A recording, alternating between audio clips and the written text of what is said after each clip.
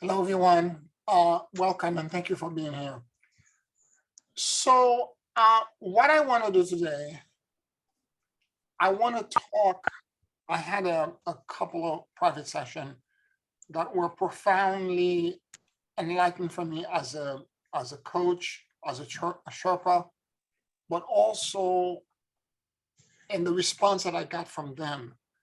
I want to bring to light for you some information, and I think it's going. The insight that I got is spreading through the collective unconscious of humanity at this moment. And I think it's something we should talk about for a moment to understand how we should better self-assess and self-manage ourselves in terms of our growth and evolution. So I had a couple, as I said, a couple of sessions. And in both sessions, what I discovered is that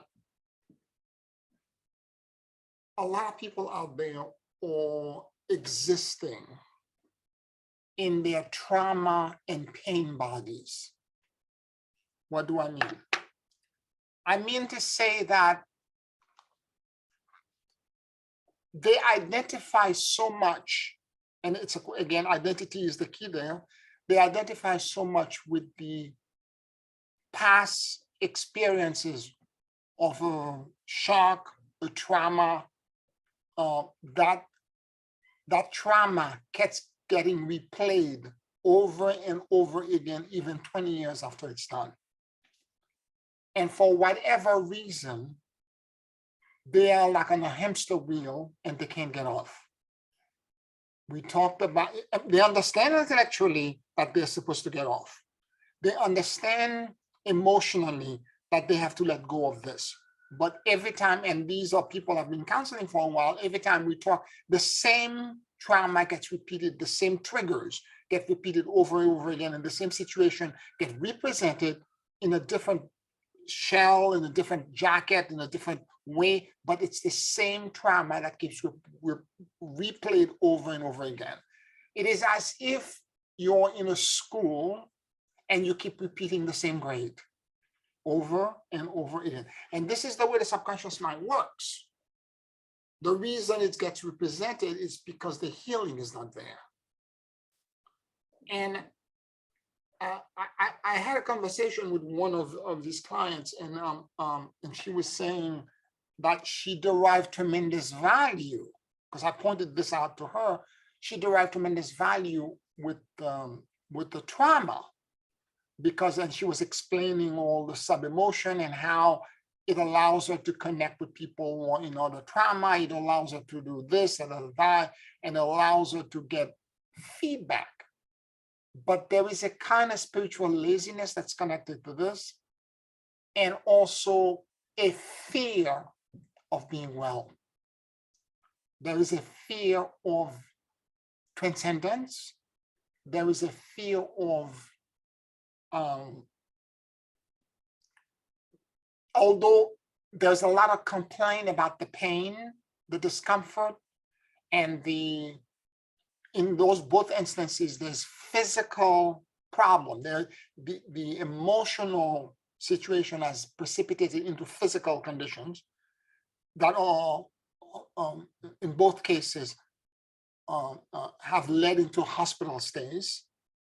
So it's not just a situation in which you can abstractly say it's in your head, but it has precipitated because we know all disease starts energetically in the energetic emotional body and precipitate eventually into the physical body. But there is a comfort in the environment where the pain is. And when I try to shift them into an environment in which the pain doesn't exist, into the light body, temporarily they're going in there, but the response that I typically get, I cannot believe I don't feel the pain anymore. I cannot believe that I don't feel, if you fill in the blank. And every time you say, I cannot believe, it means in a matter of a week, you're going to go back to the status quo because you're not prepared to accept the healing. I want you to understand something. and this is not my quote, this is like from something I saw on mass media somewhere that a shaman said, healing is not about erasing trauma. It's about repairing self so that the trauma no longer stop you or affect you. So that's the key. We all have grown around, we all have trauma. We all have things that have happened to us that should not have happened. We all have situations in which there was abuse. There is not one person on the planet that has not grown up and have had something done to them that has caused some sort of psychological or subconscious damage.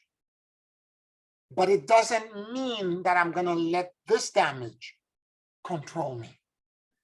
Because, and one of the things I was pointing to one of my clients is that you have made your pain body your identity. And if there's no pain, it's not normal. You have made the pain body your identity.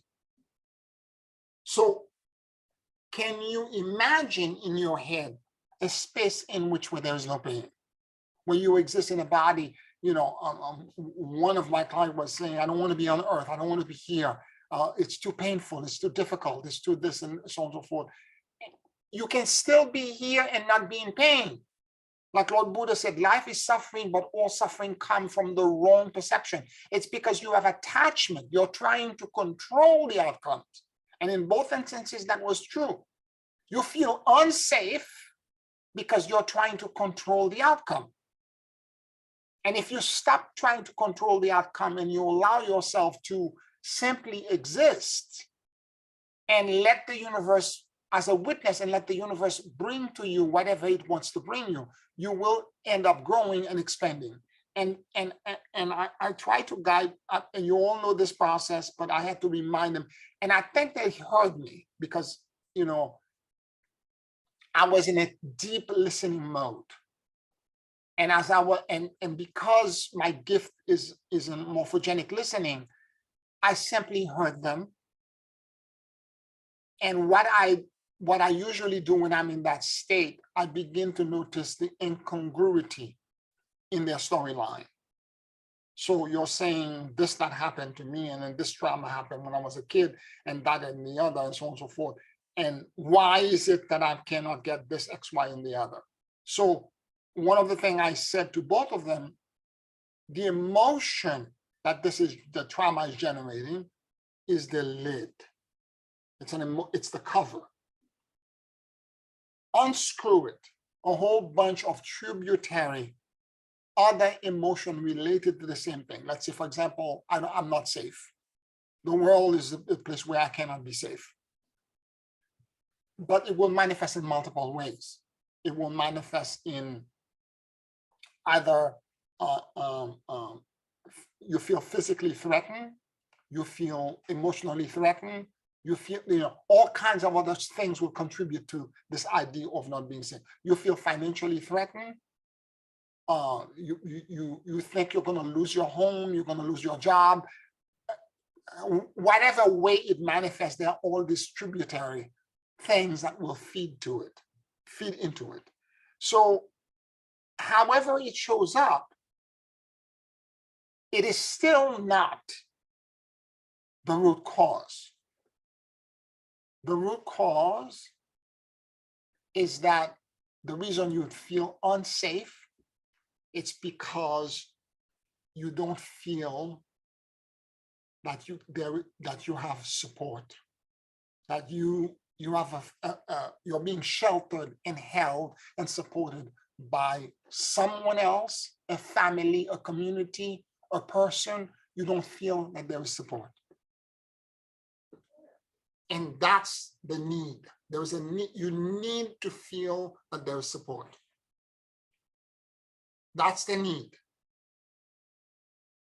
It's one thing about the feeling and the emotion that bubble at the surface, but what is the emotional need?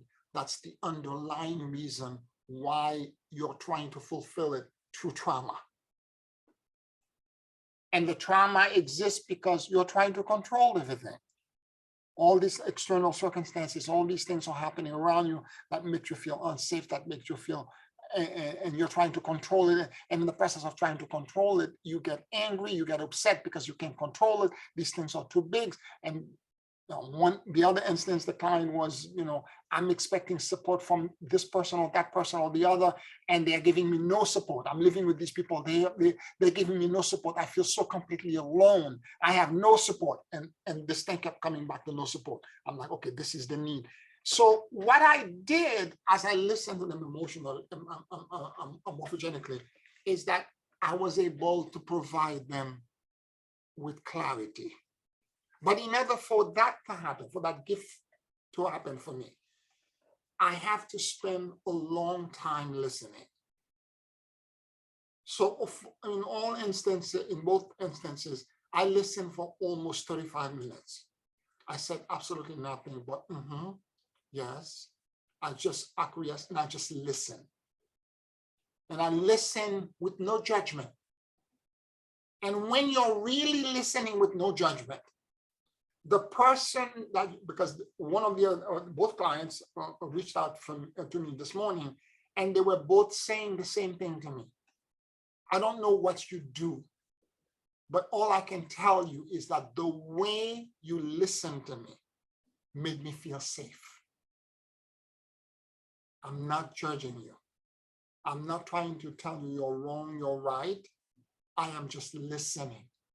Every once in a while, if there's an incongruity, there's something I don't understand in storyline, I would say, what did you just say there? Could you repeat, go back to this point? Did you say X, Y, Z? I'm trying to understand. And then they explain it to me. I'm like, okay, I got it. Okay, keep going. And the story continued like this. And after a while, I simply, at one point, I would say, can I give you an insight, something I'm perceiving? And then I would go in and try to find a point of clarity. This is what's going on. This is what and I don't have to go over the entire story because both of us heard it. And when you hear somebody without judgment, the healing already begun. Because in all other conditions, both of them were saying the same thing to me. I don't have anybody I can talk to or I can say this to because no one wants to hear me. And because I was hearing it, and I sat completely with no judgment, no matter what was said to me, no matter how, it doesn't change. I don't have an attachment to it. I'm trying to be a support to you, and I need to know everything about what's in your heart and what's blocking your heart, what's causing the pain. And the moment I get there, so in the second instance, the client thought it was because of, I don't get support for X, Y, Z, and I'm so upset, blah, blah, blah. And then at some point during the conversation, all of a sudden he said, I asked him, I said, is this really where the root cause is? He said, and as I asked more query, more little question, I want you to reflect and ask yourself, is this X, Y, Z, and he said at one point, no, that's not the reason. I am enraged that I don't have the support. I'm enraged that I don't have anybody around me that can give me the support. You're the only one that I can talk to that can actually listen to me. And I said, okay, we're getting somewhere. The enragement is the lid. You have a need to have someone that you love to be there for you, to hear you, and to give you support. And that need is not being met. That's why you're repeating the same trauma over and over again. And this is the way healing is done. Now, this is not but now this is the analysis of the situation, but the healing will not happen. And one of the things I asked both of them to do Repeat the Ho'oponopono to yourself over and over again. In the instance that you feel enraged because of this, keep saying to yourself, forgive yourself for being enraged. Please forgive me. I love you and I let go. Forgive yourself and the people that are in your family that seem not to be able to give you the support. Please forgive me. I love you and I let go. Forgive yourself for having karmically put yourself in a situation in which you're dealing with people who seem to be incapable of giving this to you, because they too were wounded similarly and they're passing the same toxic pattern that they received from the ancestors back to you. Ask for forgiveness for this. Please forgive me. I love you and I let go. Please forgive me. I love you and I let go. And as you keep repeating this over and over again, what's going to happen, you will begin to circle, because what he said to me, I am intellectually understanding the rage. He said, but I can't connect. He was very honest, but he said to me, I cannot connect emotionally to it. I'm too scared of it. And I thought, we're really getting somewhere. He said, I'm too afraid of it. I'm too scared of it. And he said, the only reason I'm able to even get to this is because you're really hearing me. You're really listening to me. And so what I said to him is that I want you to keep circling the wall of Jericho. The story of Jericho, as a reminder, the impenetrable city that Joshua wanted to get in with a wall that frontal assault will not break down. Impossible. And God said to Joshua, circle the city for 7 days. And on the last day, play the trumpet and the drums and sing the glory of God all around it, and the wall collapsed on the 7th day. Many complexes in our subconscious mind. And a complex is a different thing than a subconscious program. A program is somebody telling you, shut up, and you lost the ability to express yourself. A complex is a sophisticated, internal, misaligned psychic pattern that has almost become a splinter psyche. It's sophisticated, it's old, it's ancient, and it's highly, it's not something you can erase and you can reprogram. And when you have a complex, what happens is that your own higher self creates a wall around it to protect you. Because whatever is inside of it, like this client was saying, the rage, the anger that he has for not feeling supported by the people he's living with, that rage is so big that his higher self created a wall around it to protect him. And he's not connected to it. So he's in the external world, he's blaming this, that, or the other. He's not really dealing with the real issue inside. So the trauma is being caused because so-and-so on the outside did this, that person did that. But inside, what really is the problem, it's a lack of support. That's the need. He doesn't have the support. So the idea, what I suggested to him, and what should happen over a long period of time, because it's going to take a while, is for him, through the Ho'oponopono, connect to the fact, the real need that I have is that I need support. The real need that I have is that I'm angry, I'm enraged, and I don't feel that anybody in my life can give me that kind of support. Please forgive me. I love you and I let go. Please forgive me. And as you keep doing this, you're circling Jericho. You're not ignoring it. And at some point in the circling of Jericho, what's going to happen is that the wall, you're saying to your higher self who's putting the wall, you're saying to your higher self, I am stronger now. I can handle whatever is inside behind the wall. I am better now.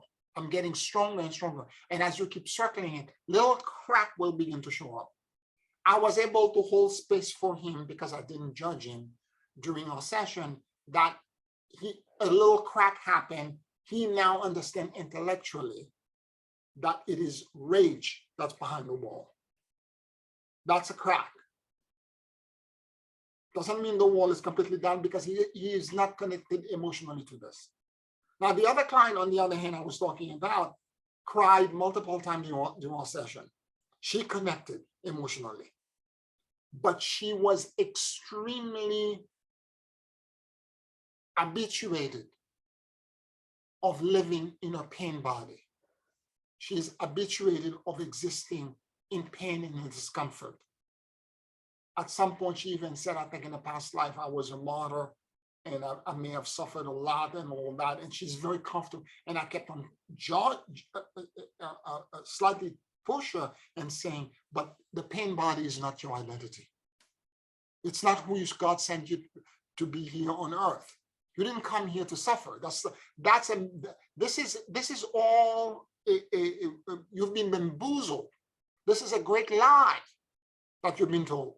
You were not sent here to suffer. So you need to figure out a way to step out of that pain body and understand that it's a matter of where you hold your consciousness and what you identify with. If you identify with the fact that suffering is an anomaly and suffering is actually an illusion, I can share with you an experience I had, and I did share that with the other client, that one morning, 2 weeks early, when I was studying Kabbalah at a Zohar class, the Zohar teacher said something that was kind of very abstract, but I understood on an intellectual level. She read a passage in Hebrew, and then she translated it, and she began to do a whole class on it. Then she said, what this is telling us is that pain is the most intense form of chaos. Therefore, it is an illusion. It doesn't exist. So wherever, in whatever time, physically or emotionally, that you're in pain, you have to awake and realize you're in a matrix, you're in an illusion. It doesn't exist. And it's very hard to get to that point, to awake and realize I am deserving of something else. There's a choice. Most of us, when we are in the bubble of an emotion like pain, that's so powerful, particularly in her case, it was physical pain that put her in the hospital. When you're in that bubble, the pain is all you know. And it's very difficult for you to draw yourself out of it, to awake and realize the pain is not who I am. And what the Kabbalah teacher said that day was very simple. She said, and then at that moment, you need to reach your God concept, elevate yourself to your God concept, and let the light of God come down into the location where you're experiencing the pain and let it replace it. I understood this abstractly, I'll be honest with you, but I did not understand it emotionally. 2 weeks later, one morning I woke up, I couldn't get up. I was in such excruciating back pain I've never experienced. Even today, I've never experienced anything like this. Everything was locked, and the pain was so excruciating that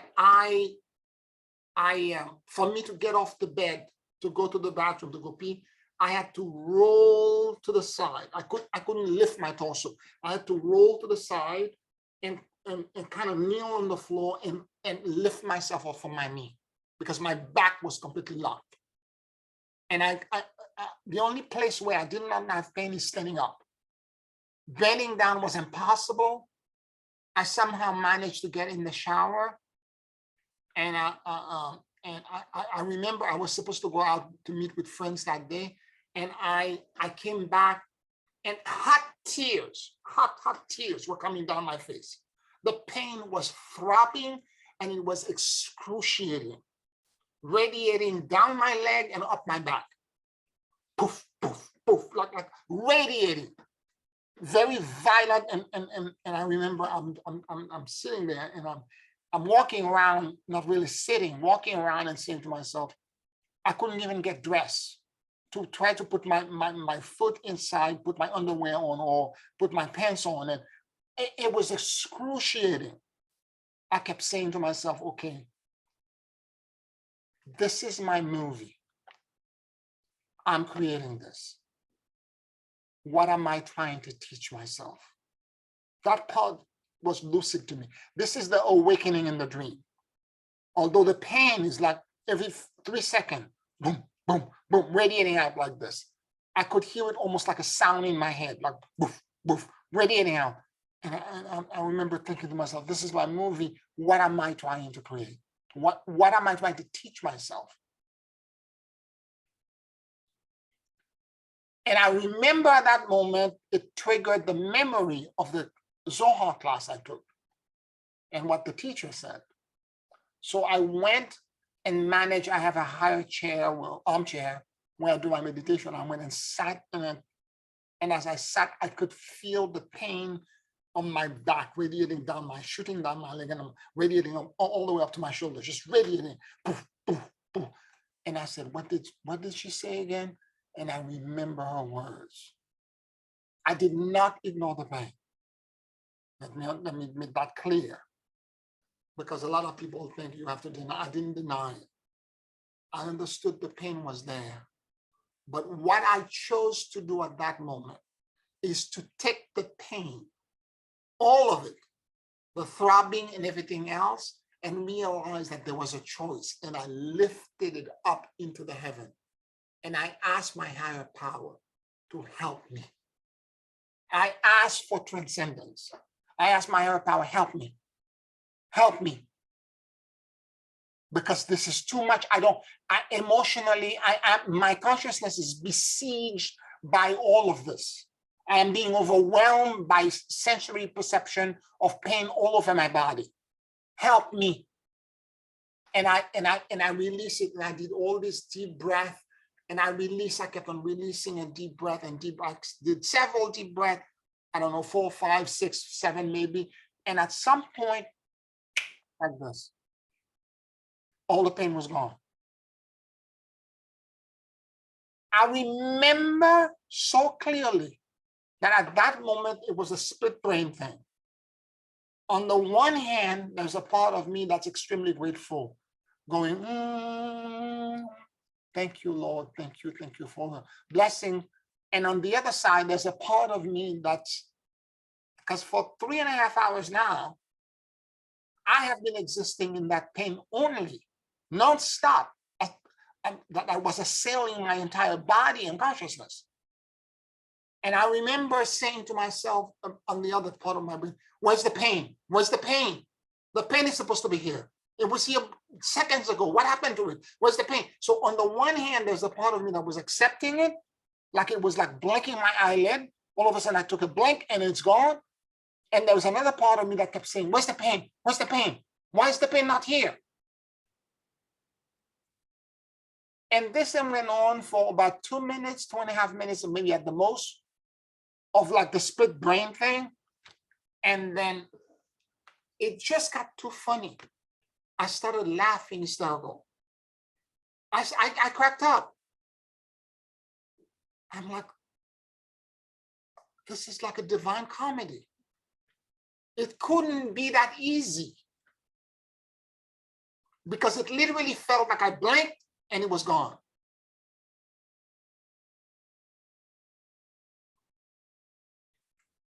I explained this to the one client that was in the hospital, and I think she got it, but she says, well, I'm not there. I don't think I can do this. And I explained to her that a lot of time I do healing for my clients. And when they say to me, I cannot believe that the pain is gone, I know the pain is gonna come back. I said, I understand. I'm not shaming you for not doing this fast enough. I'm making you understand that the only reason why you're not working at the hospital tomorrow, it's because there is a part of you that is not prepared to accept how easy it is to step into that light body. And there's a lot of shame and undeservingness. Therefore, you feel that you need to do a lot more work to get to it. And this is somebody for her entire life, as I said, that lived in her pain body. She's always talking about her trauma and the trauma and the trauma. I've known her for years. The trauma. The trauma happened so many times long ago. You have made the trauma your permanent parking spot. The trauma should not be ignored, but the trauma is a teacher, not a class that you're going to repeat over and over and over and over and over again. It should be a teacher that teaches you a lesson that you learn once and you don't go back to it again. You don't ever forget it. You don't erase trauma. The trauma is there, the damage has been done, but the damage is not a damage because the vulnerability is a teacher. It's a learning unit. It's a teaching module. And once you understand it as a teaching module, you recondition your consciousness to accept something else and to find transcendence, to find healing. And the healing is now the trauma, the memory of the trauma is still there, but it doesn't assail your consciousness anymore. It doesn't have the control it had before. In fact, it gives you greater depth. It gives you insight. It gives you acceptance for yourself. Because in order for you to accept the higher body, you have to forgive yourself for being human and for being imperfect. And that's the key, because a lot of us think that we should be perfect from the get-go. And we refuse, we punish ourselves for not being perfect and not being able to manage the problem of this world, or not being able to control the problem of this world. I've said this to you before, you cannot become divine unless you become fully human and understand that you're imperfect. And it's in that imperfection and the acceptance of that imperfection that the transcendence will be found. So the moment you accept, okay, I am imperfect, I am incapable of removing this thing, and this is what I did that day. This was assailing me, I was overwhelmed, I didn't know anywhere to go, and the only support that I can think of is my God. And I release my soul and the trauma itself, the pain in my lower back that was killing me. I gave it over to God. I said, God, take this away from me. I'm in pain, help me. Help me find transcendence. And I didn't even know it was going to work. That's the part that was shocking to me. And by the way, the universe gave me this problem in my back that day. There's a difference between knowing something intellectually and experiencing it and overcoming it. The universe needed to give me an example of this. And I went through this to learn. And the takeaway for me was that I not only bent down and laced my shoes, I was supposed to meet friends for a brunch. I skipped and ran to the A train down the street. Now, this is not to say, and I'm going to be completely candid with you, this is not to say that 3 hours later after the brunch was over, when I was coming back home, I felt the throbbing again. But I know what to do. I went back home, I sat in the same chair, I did exactly the same thing, it was gone again. It happened 2 more times in the next 2 days. I went to the same place again, and then it was gone completely.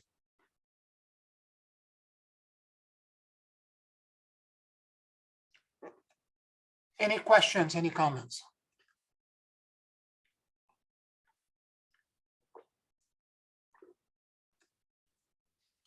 A lot to absorb and good thoughts, Pierre. What struck me when you said it was that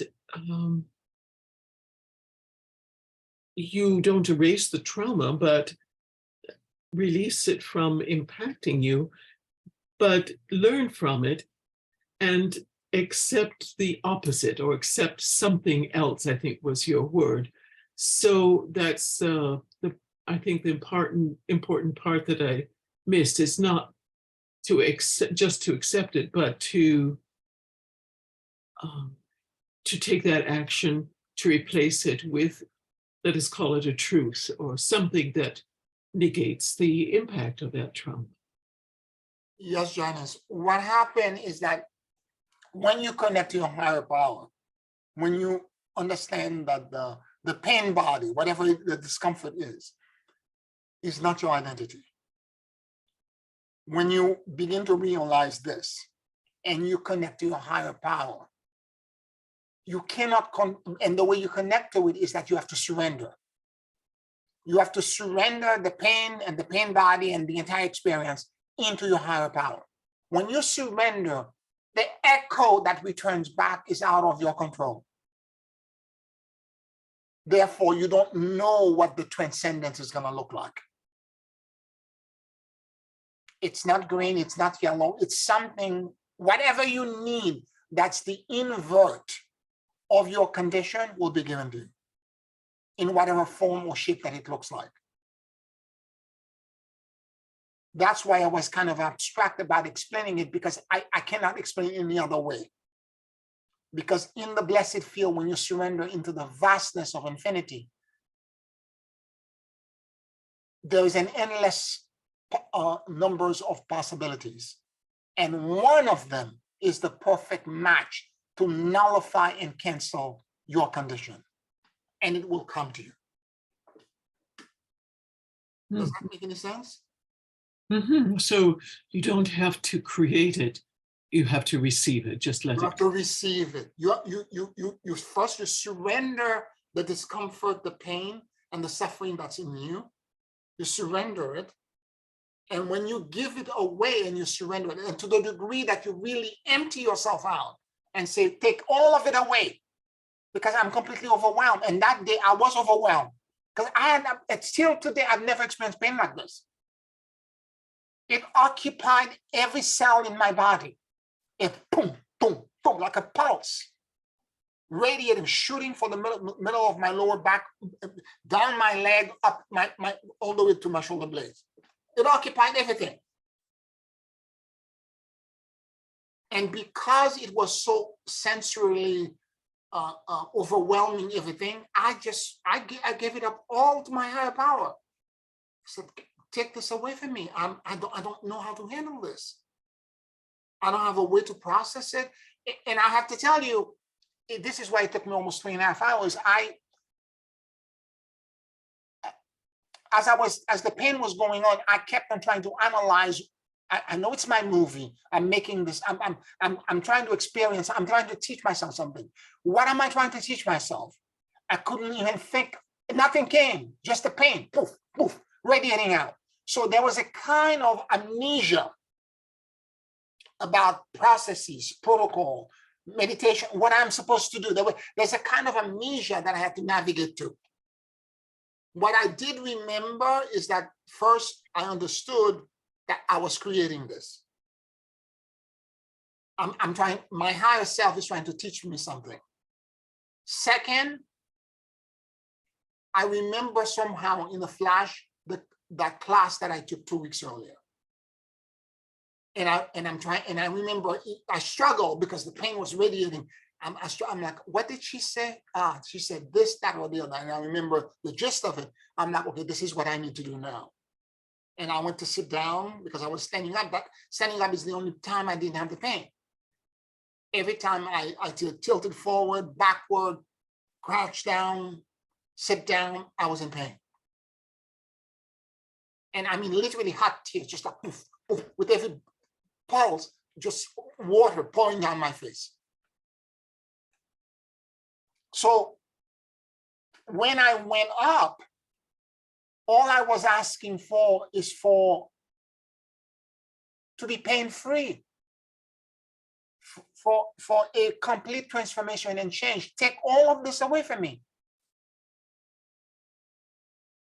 And I don't know how it's going to be done, but I am overwhelmed. I am being assaulted by this. I'm overwhelmed. Help me.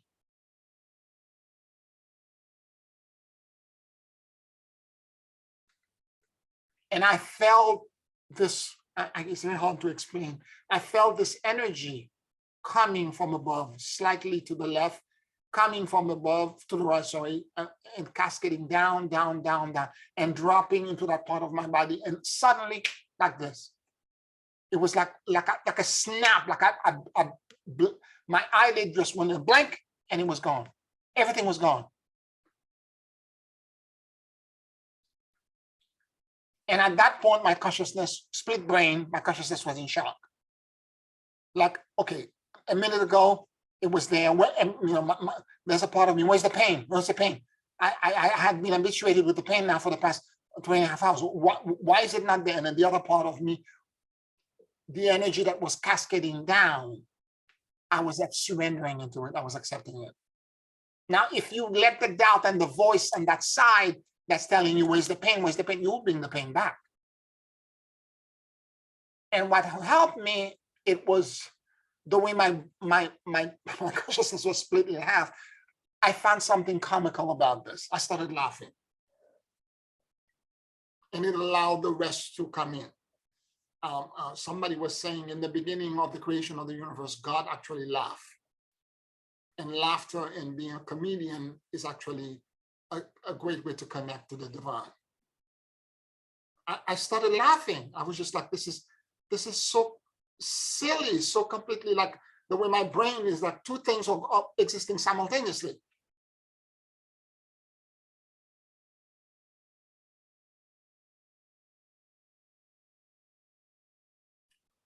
Yes, I'm listening to you. I'm sorry I was late because I fell asleep. Trying to wait for 6 o'clock, I fell asleep. But it's still, I was probably in the same mode that you're in now. I said, because I was thinking about the people in the Bible, and people say, oh, if I had been on earth when Jesus was there, I would have believed, I would have done this. And I said, now here we are now, 2023. A new book is being written, and each one of us are a part of this new book. You know, so because I remember the scripture that said, Lord, I believe, help thou my unbelief, because some miracle had happened, which the person declared they believed, but they also realized that there was a part of them that wasn't completely in line with that. So he says, Lord, I believe, help thou my unbelief. And so what you're describing is just, it's not something that's just unique to us in this particular time. It was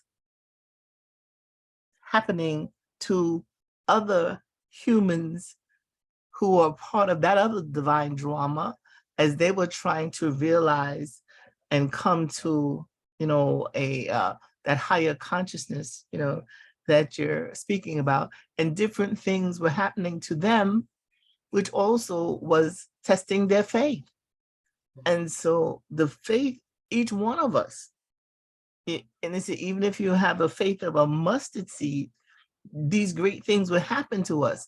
So it's for our faith to be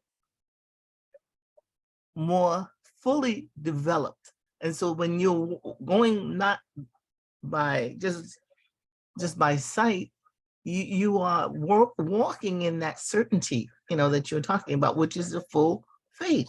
So I just thought, as you said, the humor in it is that this is not the first time. And we all are going to be tested in whatever way is unique to each of us. Because I have been tested, you have been tested, Janice has been tested, everybody in the human form who at this time is trying to walk in that higher consciousness is going to be tested. So I'll just have to go right back to that scripture. Lord, I believe, but help thou my unbelief. that my faith may be fuller. My conscious awareness stays in that place of certainty. And I don't know what else to say, except you had said it in a way when you said, well, you cannot elevate unless you first find your humanity. Yep. So that's all I wanted to say, that each one of us. Yeah, I had to remind that client, and when she was talking about almost like talking about the virtue of the drama her trauma. I said, yeah, but you're repeating the same thing over the past 20 years that I've known you. Try something different.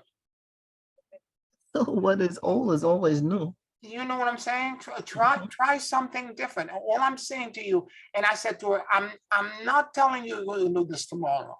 Mm-hmm. Because the wall of Jericho that you are having around that the whatever trauma that you're holding in, and she bust out into tears multiple times. It's big, okay? It's big, and her higher self is trying to protect her by creating this seal.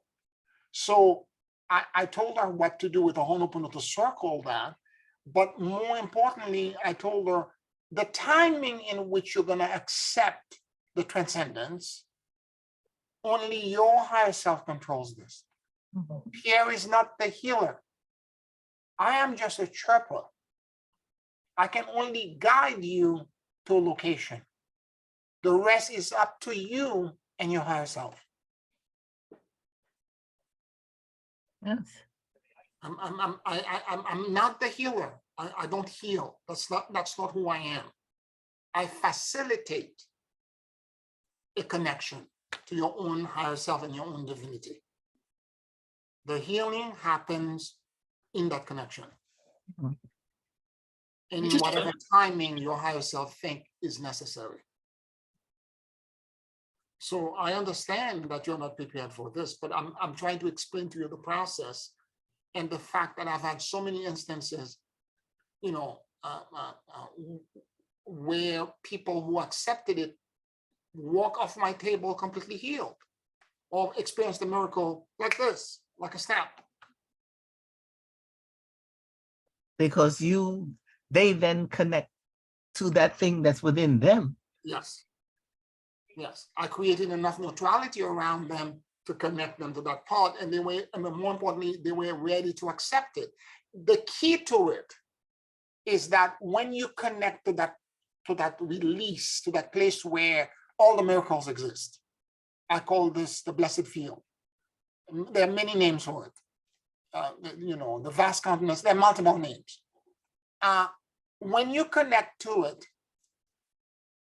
if you have too much undeservedness and shame, if you think you're too crooked and you're too twisted and you need to suffer a little bit more before you get that ease, you will suffer more. But for those who are ready to accept it, this is why I kept saying to her, say the Ho'oponopono multiple times, over and over again, so that you can begin to find deservedness. Because literally, the healing is literally a blink of an eye. Mm-hmm. It's not rocket science, it's not complicated. I just butt in for a moment to say something. Celia, I loved your comment. I believe help on my unbelief is sort of like, Pierre, your description, isn't it, about the split mind of I'm free of pain, where's the pain? I can't believe I don't have the pain. Intending and unintending, how many times a minute? It is not, isn't that the same thing? Yes, absolutely, Janet. Absolutely. Absolutely. And my higher self, who's a big drama queen, had to give me this experience for me to know it not as an abstraction, but as a reality now. As an actuality, because I experienced it. I'm going to go even further, Janice, because my undeservedness continued, because I walked away. 3 hours. I went to Hell's Kitchen. I had lunch with my friend. When I was coming back, I began to feel the throbbing again. But I got home in plenty of time. I was sat in the chair again. I did the same thing. Blank, it happened again. A few days later, the next day, it happened again, a little bit less, but the same thing again. We did the same process. The third day, same thing, and then it was gone. So what I'm saying to you is that, because, okay, why I'm saying this is because the one of the clients that was in the hospital, I did remote for her, and she began to feel better. And then the next day, she posted, "Oh my God, I had a setback. Blah blah blah blah blah. The pain is returned back. I'm so much pain. Blah blah blah." And I said to her, "Okay, I'm not sending you texts. We need to have a conversation, because I need to explain to you my experience. In my personal experience, once you have this kind of dramatic change, you will have a couple of moments where you think you have a setback. The pain was not on the same level. It'll return, but it was slightly less." And I went back to the same process, because I know where that place is now. We know that old Haitian saying, you have to know there to go there. I went there, so I knew what I had to do. And I repeated it a couple more times, and then it was gone. I never had it since then. And did you learn a lesson from this, would you say, or just how to deal with it once it happens? No, Janice, I learned a huge lesson. Hmm. I learned an incredible lesson. Okay? You know, that old saying from Lord Buddha that says life is suffering and all suffering comes from wrong perception is absolutely 100% true. Hmm. Wrong perception. It's wrong perception. It's good. I like that. It's 100% true. And so I had physical pain, but when you have emotional trauma, that's something else. In both instances of this client who were not experiencing physical pain, it came from ancient or childhood emotional trauma. Mm-hmm.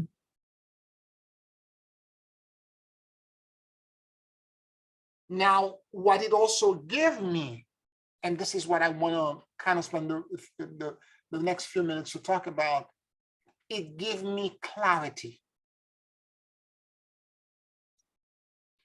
And this is one of the gifts that, and this is why I'm encouraging you to listen without judgment to yourself and to other people, and really listen.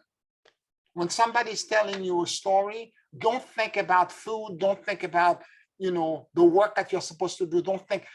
In fact, if you're busy with other stuff, you better not talk to them. I told you before, with my clients, sometimes I don't schedule meetings with them unless I've said the one open at least for 10-15 minutes before I actually I'm able to talk to them, because I want to be such a witness and have such non-judgment that when they begin to talk to me, the healing already started. Because when you're not judging somebody, even if you don't, because we have mirror neuron, that when you're judging someone and you're listening, on all appearances, your tone of your voice and everything else, you're listening, but inside you're judging. You know, you're going inside, she's a nutcase. Oh my God, why can't she get this? She's been doing this for years, blah, blah, blah. And if you're going through all of this in your head, the person energetically will feel it and they will shut down. They will not, where these clients went with me, it's because there was no judgment. And because of this, they went deep. I held a space. It's like I roll a carpet of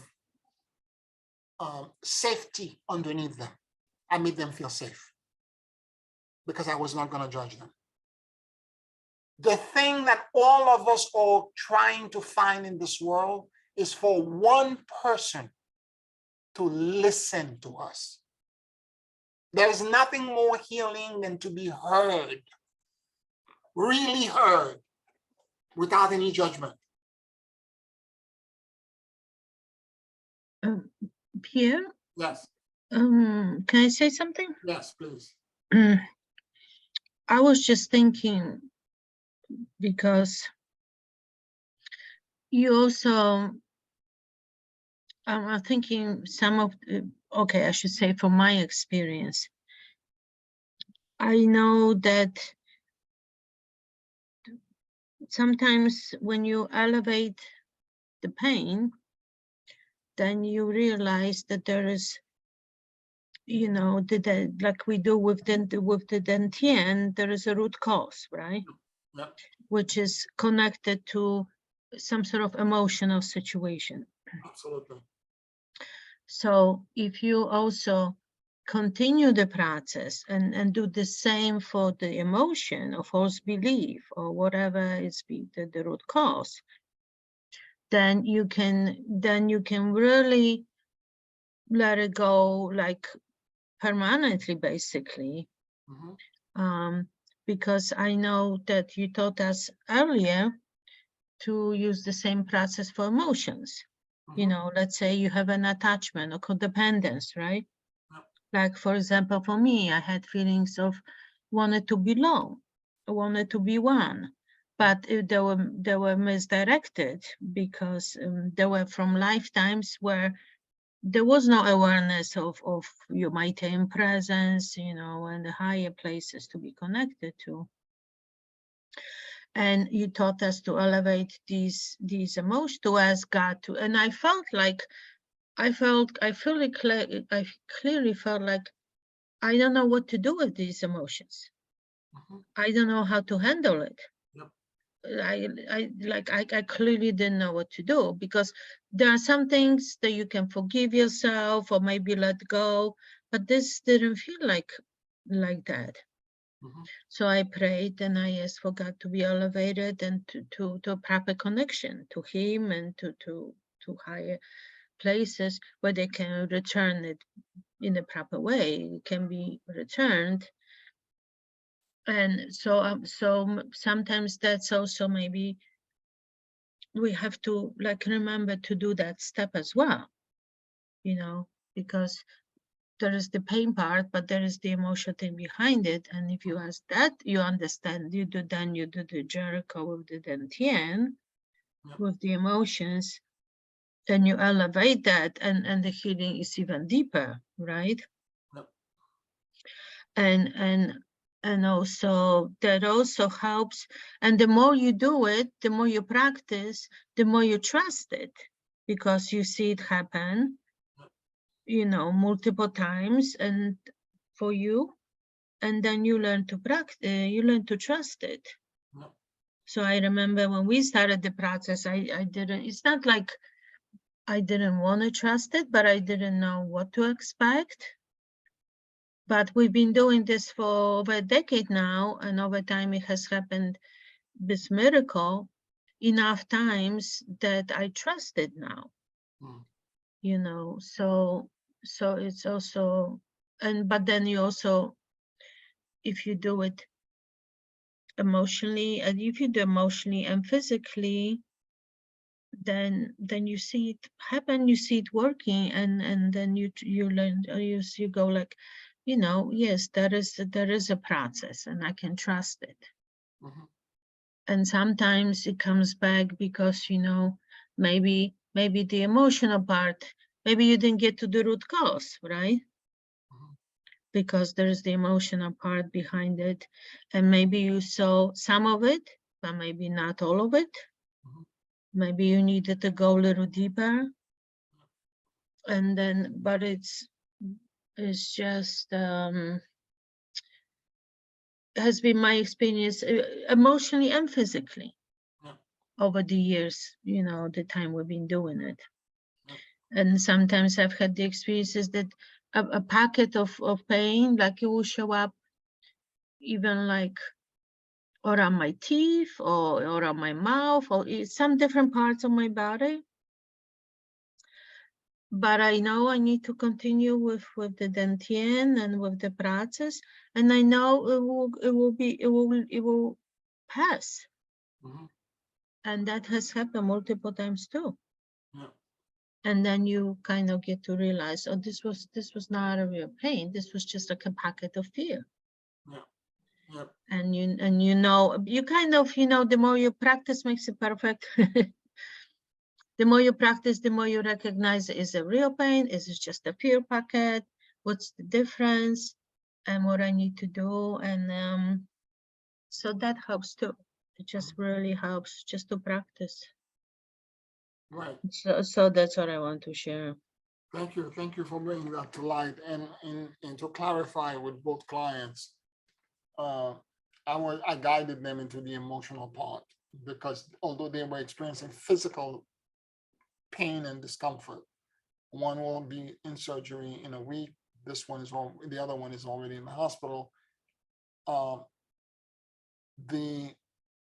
What brought them to the crisis, the body crisis, is actually emotional. And what I was trying to guide them is to understand the emotion. And you're right, whatever emotion that you think is the root cause, it is not typically the emotional need that you have. Because the key to really create a lasting healing is to figure out what the need is. Like one client said to me, I'm enraged. I'm enraged because I don't have this, that, or the other. And all of a sudden I was like, when you're enraged because you don't have this, but what need, that rage comes from where? What's the need? What's the emotional need that that the rage is sprung from? Right. So like look a little deeper. Right. And he said, Yeah. I don't have anyone in my family or around me that can support me. Right. No one is listening to me. No one is supporting me. Right. I'm in rage because of this. I said, that's But- it. This yeah. is what you need to take now and surrender to your higher power. Right. Elevate the two, because, you know, maybe these people are incapable. And they are incapable. Yeah. So We've maybe all- you need to we've been look to talking your, for years about this. They are completely incapable. yeah. And It's maybe not you that need they are to, bad people. I know all of them. I know his entire family, and they are Right. lovely people, but they are wherever they are in their journey. And it's not a judgment, because I don't judge people. yeah. Wherever They they are in their journey, at awareness. this moment, they're not capable of giving him what he needs. Yeah. So maybe he needs to elevate it to his highest And I self. told him, you have to ask for transcendence. Ask Yeah. God and your higher power to give you that support. Yeah. Totally. And maybe make a friend or something, you know. Yeah. Well, first ask it from God. Yeah, of course. Okay? And then Yeah. God will find a way to create the support. Yeah. Yes, totally. Don't try to control it. Just ask of God. And let Yes. God figure out a way to bring you the support in your life. Yes, absolutely. Yeah, totally. Yeah. I think that's the key point. Controlling, we tend to try to control everything in our lives instead of releasing and surrendering even parts of ourselves we're not even aware we've created, to try to manage it, to try to control it, to compensate for it, things that we're not even aware we're doing. And ferreting out those elements has to be done before true surrender can be made. I love everything you're saying here, Janice. The control and the management is a real issue. And again, I keep talking about the fact that the vulnerability and the pain and the discomfort, the emotion, is actually the superpower. And I mean it in the sense that once you begin to realize how overwhelmed you are and how weak and feeble and incapable that you are, you stop managing. And at that point, you ask God and your higher self for help. At least I do. When I humble myself, in other words, you have to humble yourself. Instead of trying to, let me fix this. If I put this piece next to that piece, if I do this, well, I've been doing it for years. It's not working. Let me try something else. Let me then ask for real help and say, I am weak, I am feeble, I am completely flawed and imperfect, help me. Help me find transcendence. Help me heal this. And if you can really do this, you will empty yourself out. There will be no subconscious part of you that's trying to, how many balls can I toss in the air and still catch it?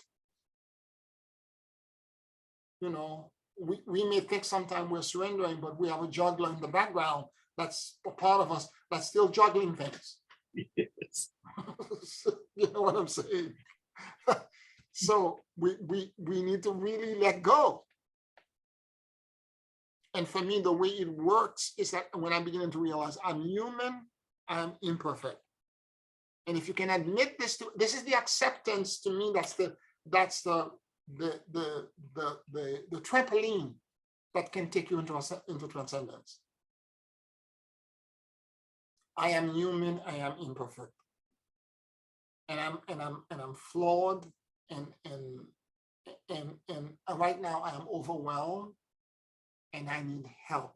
Help me. Sometimes all I could utter, I don't even imagine myself going to light. Sometimes the emotion is so powerful. Like that day when the stuff was happening, all I could manage to say is, help me. Help me. Because I was too overwhelmed. And I felt this energy just drop. And it went into my back, and then like my eyelid went like this. There was a sound in my body, in my head, every time it throbbed, boom, boom. The sound, all of a sudden, the eyelid went like this, boof, and the sound disappeared, and the pain disappeared automatically.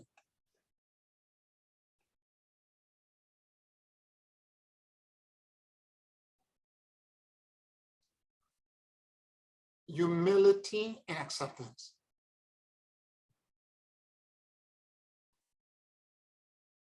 Now, I'm inviting you also in your connection to other people in your life. All of us are socially connected. We work, we have family, we have friends. None of us are living in a cave somewhere. We're interacting, and even if you're interacting with a plant or with an animal only, I'm inviting you to truly listen. No judgment. If you catch yourself, and I used to do this exercise, I haven't done this in years because I'm in a different place energetically, but initially I used to do this all the time. Every time I'm walking to work, I used to say, please forgive me, I love you, and I let go to everything that I see. The sun, the clouds, the cars, the taxi driver, the bicycle messengers, the delivery people, the hustle and bustle of the morning, the people commuting to work, because you don't realize how many times when you look at something or someone that you're judging them. That shirt is too tight. I wouldn't wear this. That's a nice coat, but the shoes I don't want to know. In your head, subconsciously, there are all kind of chatter that is going around. So by me repeating, saying over and over again, please forgive me, I love you, and I let go, to everywhere where my eyesight dropped. I passed by the construction site. I'm looking at somebody, look at this guy, how fat his stomach is. Look at, all these judgments, okay? As I walk by, if I can say the Ho'oponopono to everything and everything that I see, I begin to automatically become neutral to everything. I cancel out my judgment. Now, if you do this enough time to everything that you see, everything that you experience, and the calls that you're making, people who are talking to you, and sometimes people are very difficult. I remember one time I had an experience with a boss that was screaming at me, a former boss, screaming at me, and close the door and yell at me, and I kept saying this over and over again. And in the middle of all of this conversation, I realized all of a sudden, I feel so sorry for her, because I know her. She's a micromanager. She's a control freak. And in her life, because I've known her for 10 years, her husband and her family, she's trying to control everything. And I realized in this instance, she's trying to control me. And I felt a wave of pity went from my heart to her. I said, my God, it must be terrible to be her, to try to control everything and feel all the time that you're losing control and that you don't have the control. And I felt sorry for her. I remember doing that exercise I shared with you that for some years back, that I did that for almost 4 days. On the 5th day in a row, for as long as I could maintain it. Because when I got to work, I got busy doing other things, phone calls, conferences, et cetera, I couldn't continue it. When I remembered again, I would say it, repeat it again when I'm doing paperwork or typing something silently to myself. And when I'm writing email to people, a lot of times I start writing the email, I'm so curt and so to the point that I'm brutal. I have to go back and say, no, you can't say this way. This is unassembly. This is too brutal. You need to, and I have to go back and reframe it and all that. And so I again, on the 4th day of doing this is this experience where I felt so much love busting out of my chest that I had to go and hug everyone in the office.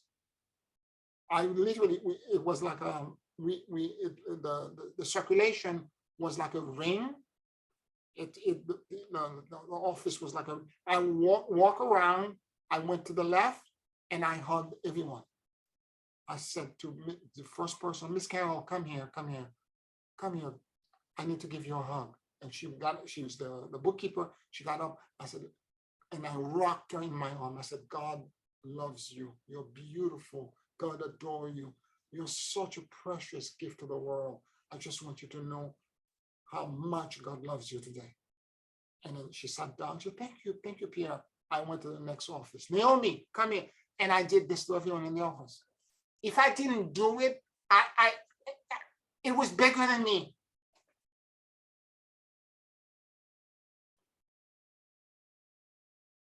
When you're that neutral, you end up having incredible clarity and simplicity about everything. Because now your core exists in a place where the illusion and the Maya of the world does not reside. And you have clarity. And more to the point, as you're being trained to be future ascended masters, you begin now to project and share that clarity with the world by listening, truly listening without judgment. In Buddhism, they call it non-attachment. I call it morphogenic listening. But what it does is that it gives you such simplicity and clarity that when somebody talks to you about their story, and again, the healing begins the moment you begin to listen to them with no judgment. Because they can feel it through the mirror neuron that you're not, whatever shocking revelation that they're telling you about their own vulnerability and what happened to them. And, we treat other human beings sometimes in horrible ways, particularly children. And there are certain things that people are telling you sometimes that could be almost shocking. But when I'm in that neutral space, nothing shocks me. And then the healing for them begins because they are heard. Because a lot of time for their entire life, no one has accepted their story and no one has ever believed them.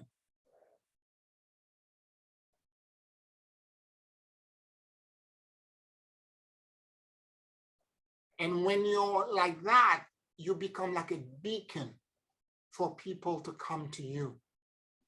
because you're radiating simplicity and clarity.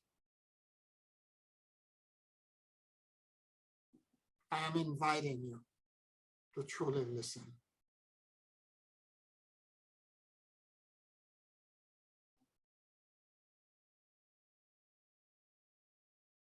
Any questions, any comments?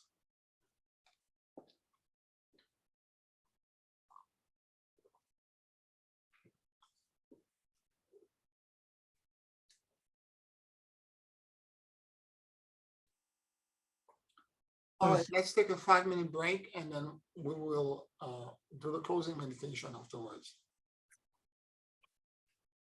5 minutes.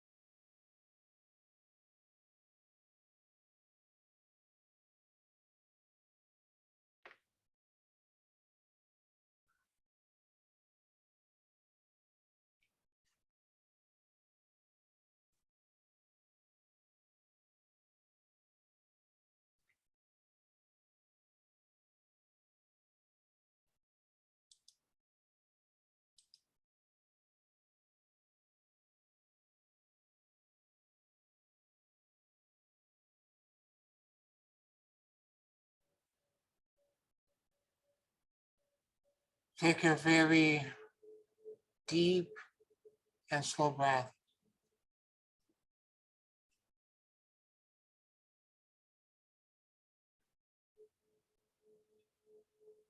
And as you inhale and exhale deeply and slowly,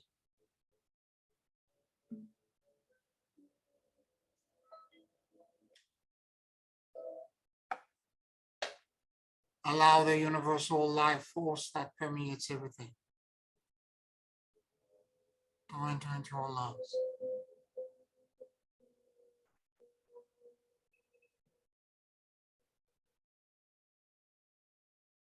Keep breathing deeply and slowly.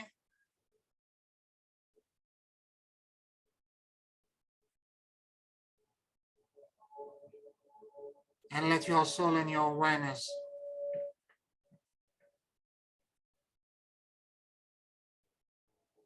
drop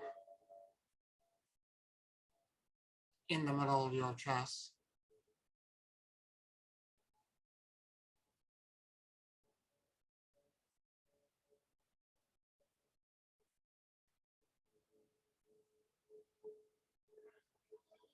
Please forgive me. I love you. And I let go.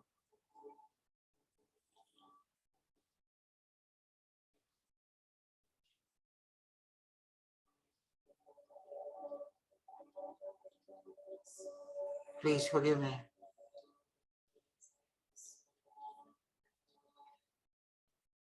I love you.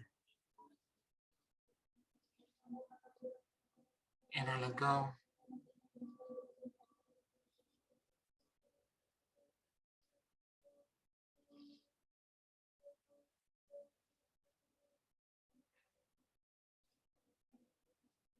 Let your heart and your mind sync with each other.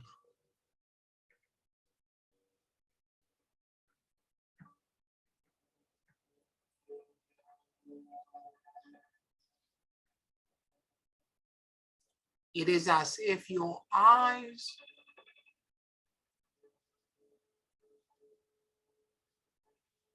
existed in your upper chest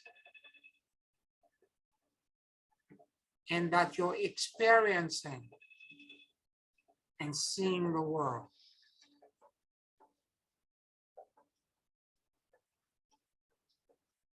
from that part of your body.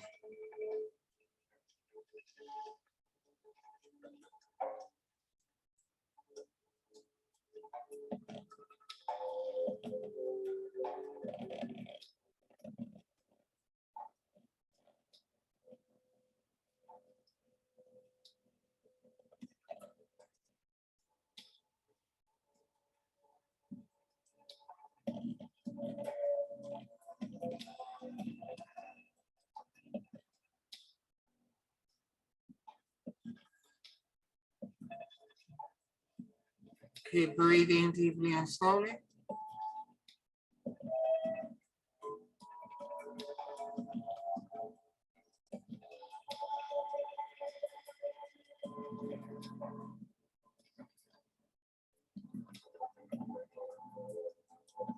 And notice what you notice.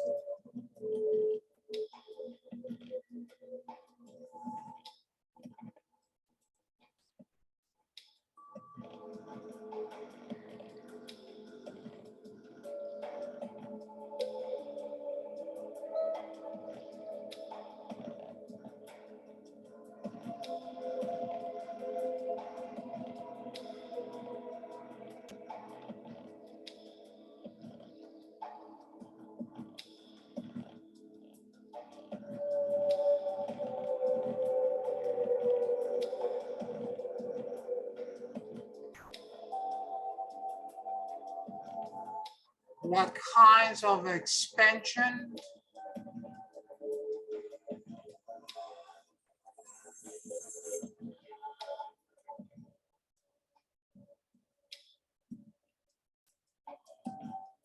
insights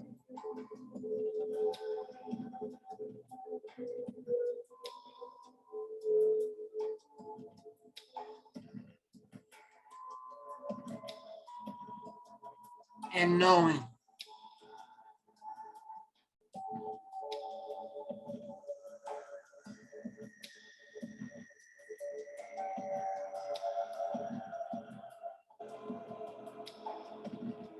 Is this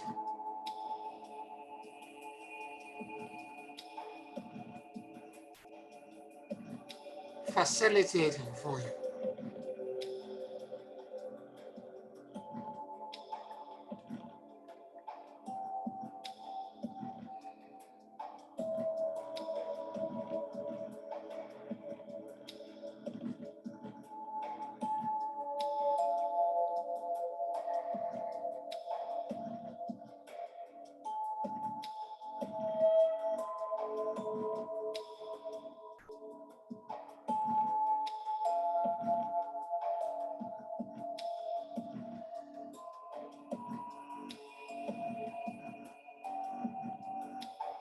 Listen.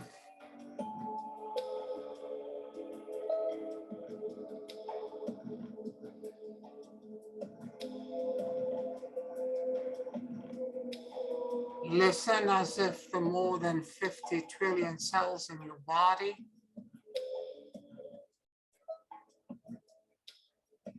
had ears.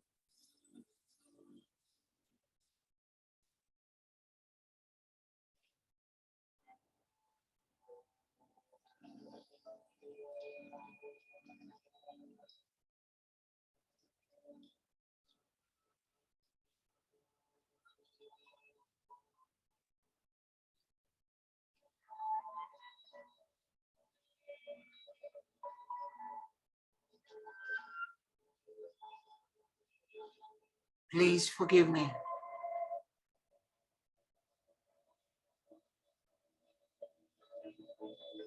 I love you. And I let go.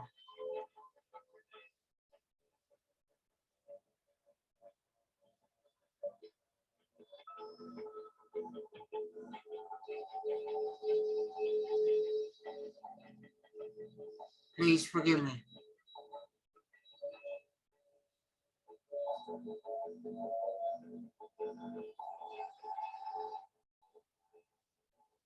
I love you.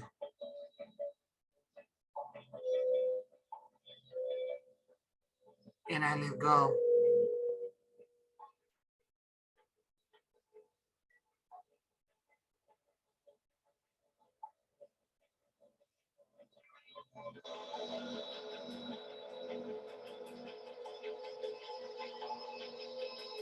Please forgive me.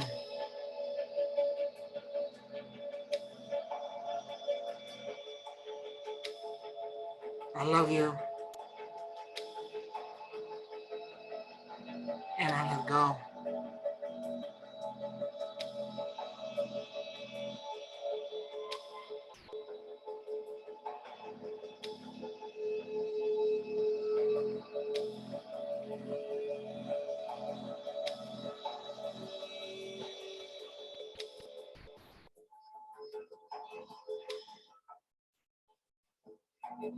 Please forgive me.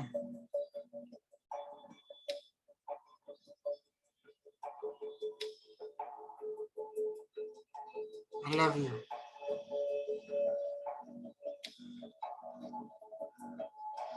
And I let go.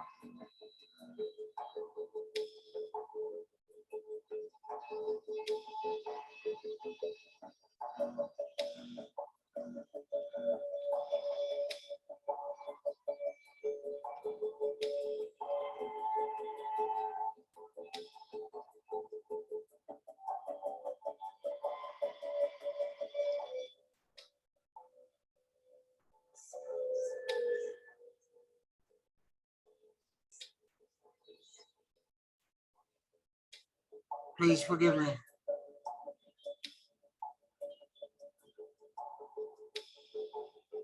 I love you. And I let go.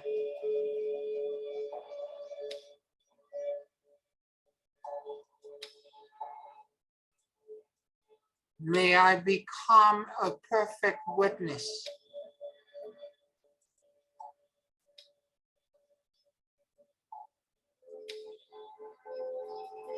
to myself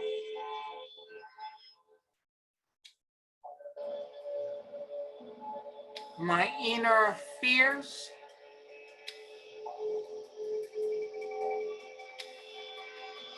conflicts,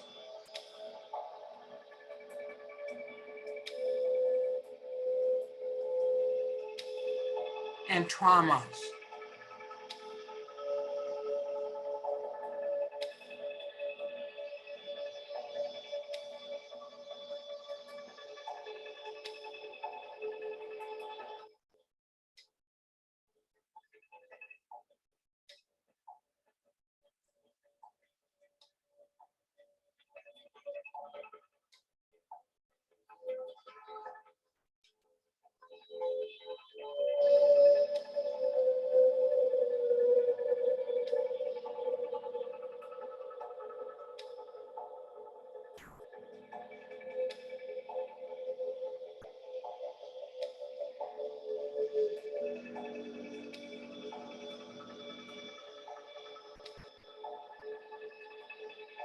Please forgive me.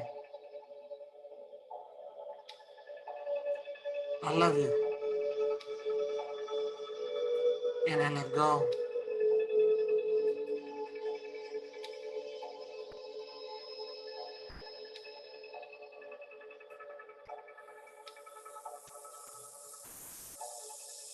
Please forgive me. I love you. And I let go.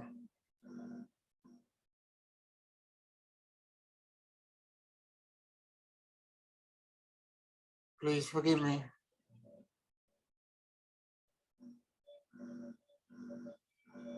I love you.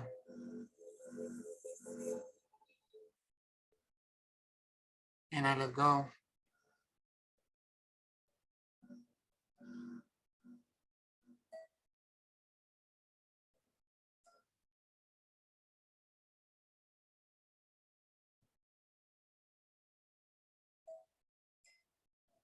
Please forgive me.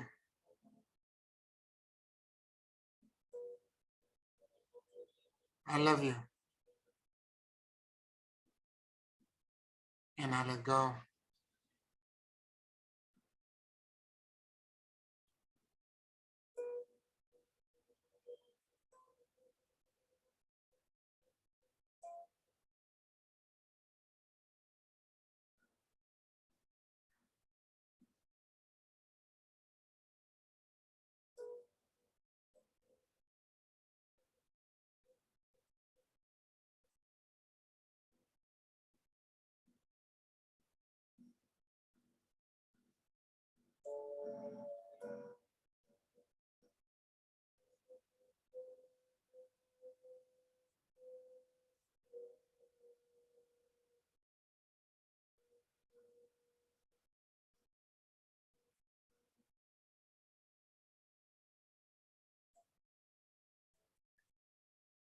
Help me find transcendence.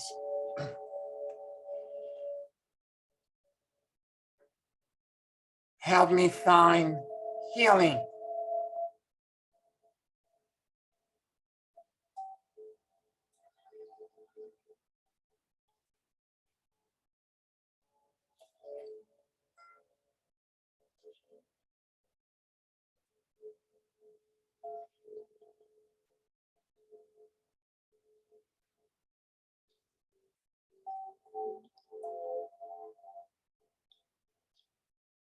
Help me find liberation and freedom.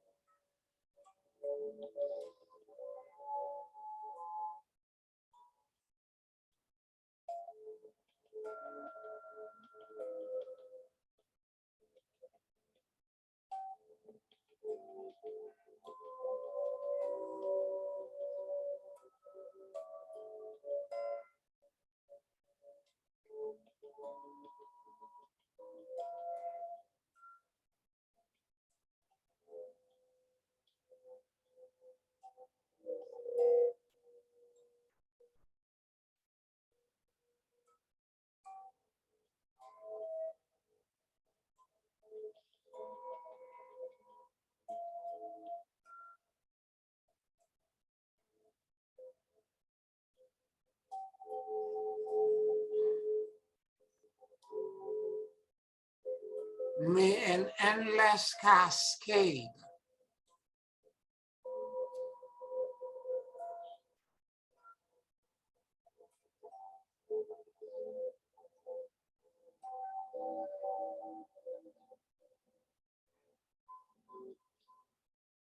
of miraculous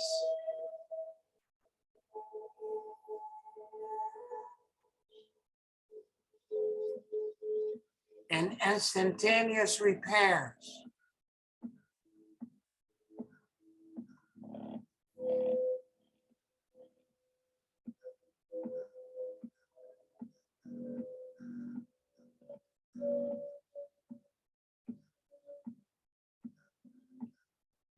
occupy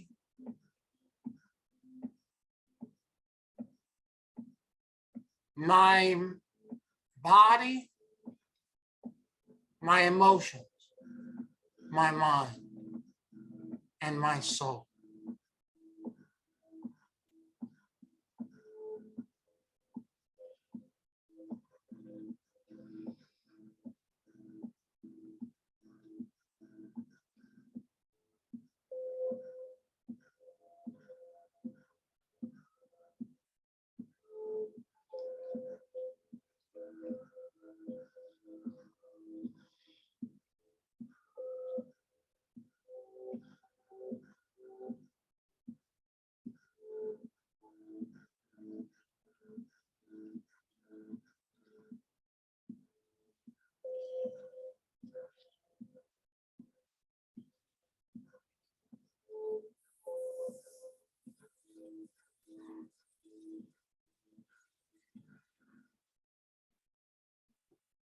Let infinity times infinity give me non-attachment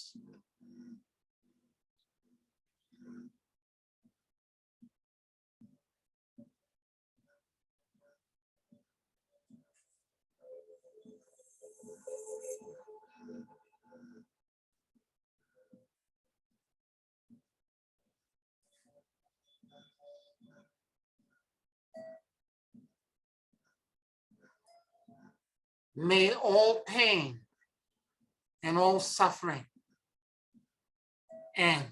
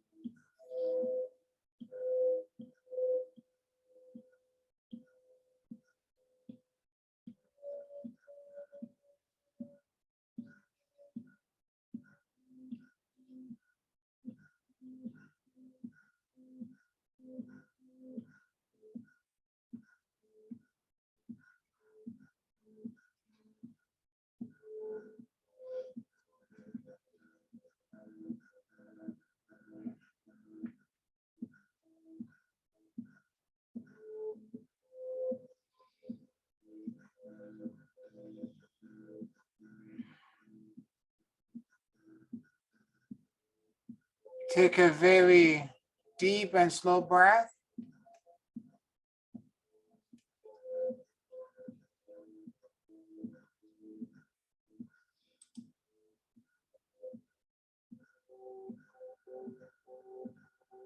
And whenever you feel ready,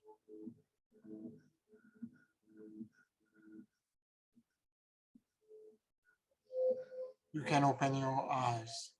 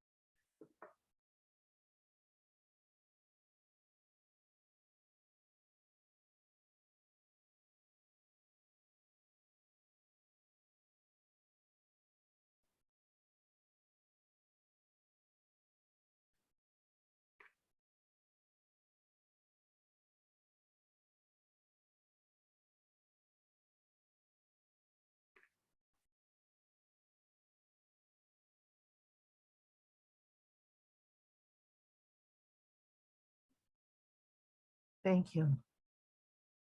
You're welcome, Sylvia. Again, it's hard to leave that place, but I know the class must end, so I also want to say thank you. You're welcome, Janice. You're welcome. I want to thank all of you for listening to me tonight and for your participation and co-creation in this. To all of you listening to me in Patreon, thank you for your support. Please like this video on YouTube, subscribe to the channel, and bless you all. And I will talk to you next week. Namaste, everyone. Good night. Good night, Pierre. Thank you. Right. Good night.